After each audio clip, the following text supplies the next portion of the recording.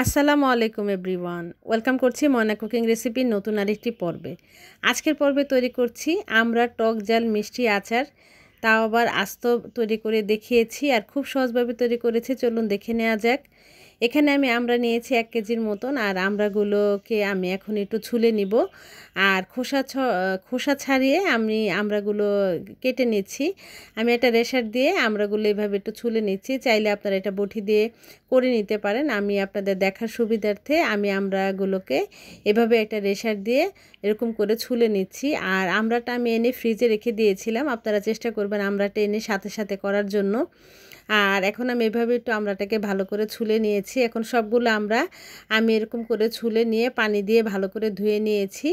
আমড়া ছোলার পর একটা কষ থাকে, এই জন্য আমড়াটাকে ভালো করে ছুলে নেবেন। আর আমি একটা ছুরির সাহায্যে মাঝখান দিয়ে এরকম কেচে দিচ্ছি। আপনারা চাইলে এটা বটি দিয়ে করে নিতে পারেন, কিন্তু আমি সবগুলো এরকম ছুরি দিয়ে মাঝখানে দিয়ে একটু কেটে নিচ্ছি। আর এখন এখানে দিয়ে দিচ্ছি 1 টেবিল চামচ লবণ, 1/2 টেবিল চামচ দিয়ে দিচ্ছি হলুদের গুঁড়ো, 1/2 টেবিল চামচ দিয়ে দিয়েছি মরিচের গুঁড়ো দিয়ে আমি আমড়াগুলোর সাথে একটু ভালো করে মাখিয়ে নিব আমড়ার গায়ে। আপনারা এটা অপশনাল, আপনারা না চাইলে এটা স্কিপ করতে পারেন, কিন্তু এইভাবে যদি একটু মাখিয়ে নেন তাহলে আমড়াতে খুব সুন্দর একটা কালার আসে।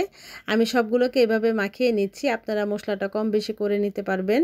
আমার মাখানো হয়ে গিয়েছে, সাইডে রেখে দিচ্ছি। এখানে নিয়েছি 1/2 কাপের মতো সরিষার তেল, নিয়েছি গুঁড়া মশলা, এখানে ধইনা মরিচের গুঁড়ো আর 5 ফোড়নের গুঁড়োটা আছে। এখন চলে যাচ্ছি রান্নায়। এখানে আমি 1/2 কাপ সরিষার তেল নিয়েছি, আপনারা তেলটা কম বেশি করে নেবেন। আমি 1/2 কাপ নিয়েছি, চাইলে আপনারা একটু কমিয়ে নিতে পারেন। এখন এক এক করে আমড়াগুলো যে মশলা দিয়ে মাখিয়ে রেখেছিলাম, এখন আমড়াগুলো দিয়ে দিচ্ছি তেলের মধ্যে। আপনারা চাইলে এখানে রসুন আর শুকনো মরিচটা দিতে পারেন। এখানে আমি দিয়ে দিচ্ছি 2 টেবিল চামচের মতো হলুদ সরিষা বাটা, আপনারা চাইলে কালো সরিষাটা দিয়ে করতে পারেন। আর এখানে দিয়ে দিচ্ছি 1/3 কাপের মতন চিনি।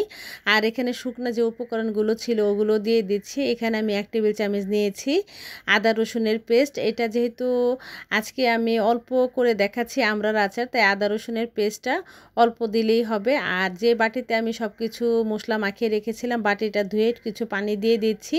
আর কালারের জন্য 1 টেবিল চামচ আমি এখানে দিয়ে দিয়েছি শুকনো মরিচের গুঁড়াটা। আপনারা না চাইলে এটা স্কিপ করতে পারেন, কিন্তু আমড়াতে শুকনো মরিচের গুঁড়াটা যখন দিবেন কালারটা খুব সুন্দর আসে। এখন আমি একটু ঢাকনা দিয়ে ঢেকে দিব, ঢেকে অপেক্ষা করব এটা সিদ্ধ হয়ে যাওয়া পর্যন্ত। যেহেতু আমড়ার আচার করছি, আমড়াটা সিদ্ধ হতে একটু সময় লাগে। আর এখানে কিছু লবণ দিয়ে দিচ্ছি, লবণটা স্বাদ অনুযায়ী। আর আমি একটু পর পরে ঢাকনাটা খুলে নেড়ে দিচ্ছি। আপনারা চাইলে কিন্তু আমড়াটা সিদ্ধ করে নিতে পারেন। ঢাকনাটা উঠিয়ে নেড়েচেড়ে আবার একটু ঢাকনাটা দিয়ে দিচ্ছি আর অপেক্ষা করছি সিদ্ধ হয়ে যাওয়া পর্যন্ত। আমার কিন্তু পানিটা অলরেডি শুকিয়ে এসেছে, আর আমি মিডিয়াম টু লো হিটে আজকে আমড়ার আচারটা তৈরি করে নিচ্ছি। পানিটা শুকিয়ে ঝোলটা উপরেও উঠে এসেছে, আমার কিন্তু আমড়ার আচারটা কমপ্লিট হয়ে গিয়েছে। তারপর আমি আরেকটু নেড়েচেড়ে দিচ্ছি। এখন নামিয়ে পরিবেশন করে দেখাবো আমার টক ঝাল মিষ্টি আমড়ার আচারটা। আর খুব সহজভাবে তৈরি করে যায় এই আমড়ার আচারের রেসিপিটি। সেই রেসিপিটি আজকে আপনাদের সাথে শেয়ার করেছি। আজকের ভিডিওর কোনো অংশ যদি ভালো লেগে থাকে একটি লাইক দিয়ে চ্যানেলটি সাবস্ক্রাইব করে পাশে থাকা বেল বাটনে প্রেস করে রাখবেন, যাতে নতুন ভিডিও দেওয়া মাত্র নোটিফিকেশন পেয়ে যান। অলরেডি যারা এই কাজটি করেছেন আপু ভাই আপনাদের অসংখ্য ধন্যবাদ। খুব সহজভাবে তৈরি করে দেখিয়েছি আমরার এই টক ঝাল মিষ্টি আচারের রেসিপিটি। যদি ভালো লেগে থাকে বাসায় অবশ্যই তৈরি করবেন, আর কেমন হয়েছে তা অবশ্যই কমেন্ট করে জানাবেন। নতুন আরেকটি ভিডিও দেখার আমন্ত্রণ জানিয়ে আজকের মতো বিদায় নিব। সবাই ভালো থাকবেন, সুস্থ থাকবেন। আল্লাহ হাফেজ, আসসালামু আলাইকুম।